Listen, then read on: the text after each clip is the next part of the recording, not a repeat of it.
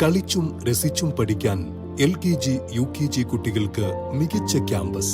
നമ്മുടെ കുട്ടികളുടെ ശോഭനമായ ഭാവി ഉറപ്പാക്കാൻ പൂക്കോട്ടുംപാടത്തെ ഏക ശിശു സൗഹൃദ വിദ്യാലയം പൂക്കോട്ടുംപാടം AUP സ്കൂളിൽ ചേർക്കാം. കൂടുതൽ വിവരങ്ങൾക്ക് കോൺടാക്ട്.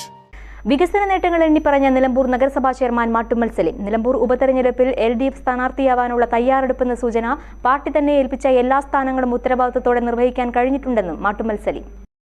നിലമ്പൂർ നഗരസഭയുടെ കഴിഞ്ഞ 4.5 വർഷത്തെ ഭരണനേട്ടങ്ങൾ വിവരിച്ച് നിലമ്പൂർ നഗരസഭാ ചെയർമാൻ മാട്ടുമ്മൽ സലീം നടത്തിയ വാർത്താ സമ്മേളനത്തിലാണ് സ്ഥാനാർത്ഥി സാധ്യത തള്ളാതെ പ്രതികരിച്ചത്.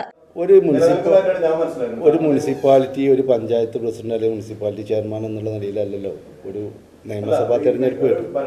നിയമസഭാ തെരഞ്ഞെടുപ്പ് ഭരണവും പാർട്ടി മുൻകാല പ്രവർത്തനങ്ങളും ഒക്കെ വെച്ച് നോക്കുമ്പോൾ പരിഗണിക്കപ്പെടാവുന്ന ഒരാളാണെന്ന് മനസ്സിലാക്കി. ഞാൻ നേരത്തെ നിങ്ങളോട് പറഞ്ഞു, എന്നെ സംബന്ധിച്ചിടത്തോളം ഞാൻ 24 hours രാഷ്ട്രീയ പ്രവർത്തകനല്ല. ഞാൻ അതാണ് ചോദിച്ചത്, നിങ്ങൾ ഇവിടെ ഉള്ളൊരു പത്രപ്രവർത്തകനാണ്. ഞാൻ ആകുമായും നിങ്ങൾ ചിന്തിച്ചിരുന്നത് വെച്ച പോലെ ആയ ഒരാളാണ് ഞാൻ. അതിനുശേഷം എൻ്റെ പാർട്ടി ഹൗസിംഗ് ബോർഡ് മെമ്പറാക്കി, എന്നെ കുടുംബശ്രീയുടെ സ്റ്റേറ്റ് ഗവേണിംഗ് ബോർഡ് മെമ്പറാക്കി, ചേംബർ ഓഫ് ചെയർമാൻ്റെ സ്റ്റേറ്റ് എക്സിക്യൂട്ടീവ് മെമ്പറാക്കി, ചെയർമാനുമായി 4 പോസ്റ്റ് കിട്ടുന്ന കേരളത്തിലെ ആദ്യത്തെ ഒരു കമ്മ്യൂണിസ്റ്റാനായിരിക്കും ഞാൻ. അപ്പം എൻ്റെ പാർട്ടി തരുന്ന ഓരോ സ്ഥാനങ്ങളും നമ്മളിലൊരു വിശ്വാസമല്ല. ഇപ്പം ഞാൻ പറഞ്ഞു 5 ബൂത്തിനെ ഏൽപ്പിച്ചിരിക്കുന്നു പറഞ്ഞാൽ ഈ 5 ബൂത്തിൽ സലീം എന്നുള്ള വ്യക്തി പ്രവർത്തിച്ച് അവിടെയുള്ള എല്ലാ വോട്ടർമാരെയും കണ്ട് അത് ഇടതുപക്ഷ മുന്നണിക്ക് അനുകൂലമാക്കാനുള്ള പ്രവർത്തനം ഏറ്റെടുക്കുമെന്നുള്ളതുകൊണ്ടല്ലേ തരുന്നത്. ഈ പറയുന്നതൊക്കെ ആളില്ലേ ഭാവി വരുന്നാലേ. ഇപ്പൊ നമ്മൾ സംസാരിക്കുന്ന ഇപ്പത്തെ ഒരു സാഹചര്യം, നാളെ സാഹചര്യത്തില് തീർച്ചയായിട്ടും അത് ഞാനല്ല പറയാം. അത് ഇടതുപക്ഷ ജനാധിപത്യ മുന്നണിയെ സംബന്ധിച്ചിടത്തോളം ഇല്ല, അതായത് ഇടതുപക്ഷ ജനാധിപത്യ മുന്നണിയെ സംബന്ധിച്ചിടത്തോളം ഈ ഒരു മുന്നണിയുടെ ഒരു പ്രവർത്തന ശൈലിയുണ്ട്. ഇപ്പൊ നിങ്ങൾ തന്നെ പറഞ്ഞു, പത്രക്കാർ എത്രയോ പേരില്ലേ പ്രസാദ് ഭായി, എത്രയോ പേരുകളുണ്ട് അല്ലേ? പേരുകളെ തോമസ് കുട്ടി പറഞ്ഞു, അങ്ങനെ ഒരു പേരുകളുണ്ടോന്ന് എനിക്കറിയില്ല.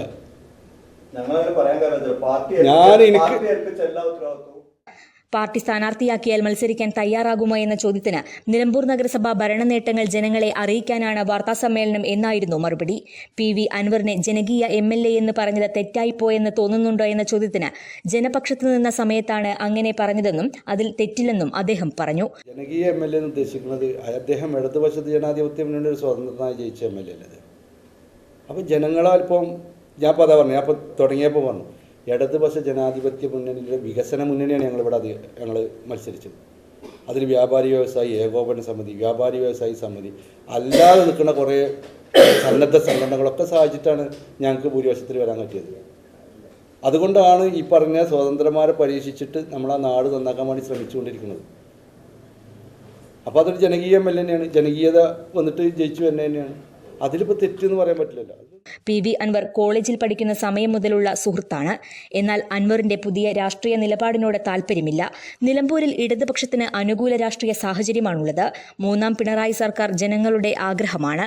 നിലമ്പൂരിൽ വിജയം ഉറപ്പാണ്. 10 വർഷം UDF ഭരിച്ച് കടക്കണിയിലാക്കിയ നിലമ്പൂർ നഗരസഭയെ കഴിഞ്ഞ 4.5 വർഷം കൊണ്ട് സംസ്ഥാനത്തെ മികച്ച നഗരസഭകളിൽ ഒന്നാക്കി മാറ്റാൻ കഴിഞ്ഞു. ആരോഗ്യ, വിദ്യാഭ്യാസ, സാമൂഹിക, സാംസ്കാരിക, കായിക മേഖലകളിൽ വലിയ നേട്ടങ്ങൾ ഉണ്ടാക്കാനും ഭരണസമിതിക്കായി. നിലമ്പൂർ KNG റോഡിലേക്ക് വെള്ളം കയറുന്നത് തോട് നവീകരണത്തിലൂടെ നടത്തിയതും അദ്ദേഹം എടുത്തു പറഞ്ഞു. നിലമ്പൂർ നഗരസഭയിൽ റോഡ് വികസനം യാഥാർത്ഥ്യമാക്കി. റവന്യൂ നികുതി വരുമാനം 30% നിന്നും 92% ഉയർത്താൻ കഴിഞ്ഞതായും അദ്ദേഹം പറഞ്ഞു.